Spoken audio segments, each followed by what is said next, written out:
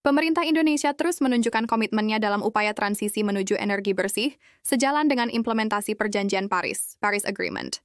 Komitmen ini semakin ditegaskan melalui Astacita Presiden Republik Indonesia Prabowo Subianto yang menargetkan terwujudnya kedaulatan energi nasional, termasuk pengembangan energi hijau dan energi baru terbarukan demi kesejahteraan masyarakat. Menteri Energi dan Sumber Daya Mineral, (ESDM), Bahlil Lahadalia menyatakan bahwa Indonesia tetap berkomitmen mencapai target emisi nol bersih, net zero emission, pada tahun 2060 dengan pendekatan yang penuh kehati-hatian. Salah satu langkah konkretnya adalah pemanfaatan hidrogen sebagai sumber energi bersih yang dijalankan secara komprehensif.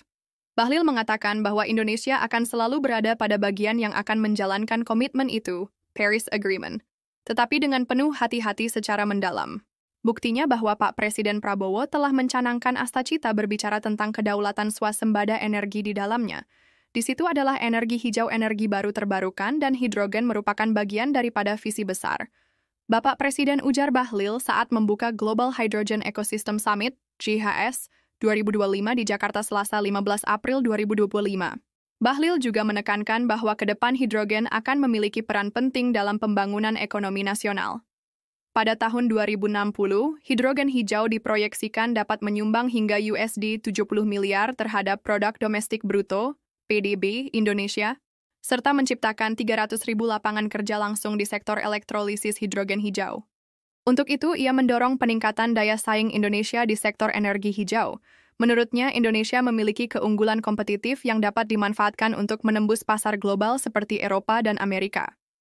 Dalam perspektif Indonesia, kita mempunyai keunggulan kompetitif terhadap energi hijau yang kemudian bisa kita penetrasi kepada pasar dimanapun, Eropa, Amerika, di mana saja. Karena kita saling membutuhkan, kita harus membangun komunikasi politik, komunikasi ekonomi yang win-win, yang saling menguntungkan, jelas Bahlil. Khusus untuk hidrogen, Bahlil menyampaikan keyakinannya bahwa teknologi ini kini semakin terjangkau dan kompetitif.